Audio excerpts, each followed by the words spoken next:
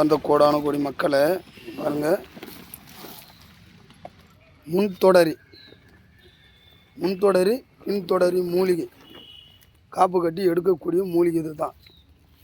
எதுக்கு அப்படின்னா வசியம் ஆகக்கூடிய முறை காப்பு கட்டி எடுத்தால் எல்லாமே நடக்கும். இங்கே பாருங்கள், இது போல் தான் இருக்கும். இதில் 2 இலை தான் வரும். இங்கே வருது பாருங்கள், முன்தொடரி பின்தொடரினா ஆண் பெண் வசியம். இது சரியான முறை சரியான ரீதியில் காப்பு கட்டி எடுத்தால் மட்டும்தான் பலிவிதமாகும். இது புல்லாமணக்கு, இது சொல்லாமணக்கு.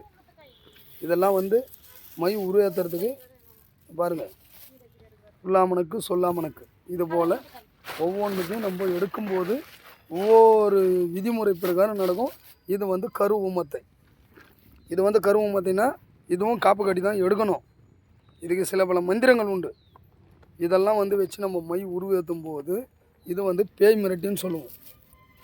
பேய் மிரட்டினா நம்ம வீட்டுக்கு தோஷம், அதாவது குழந்தைங்க அலறுது, அதுபோல் இருந்தால் இந்த மூலிகையை வச்சு காப்பு கட்டி நம்ம எடுத்து இதுக்கு உண்டான விதிமுறை பிரகாரம் எடுத்தால் எல்லா விஷயமும் நடக்கும்.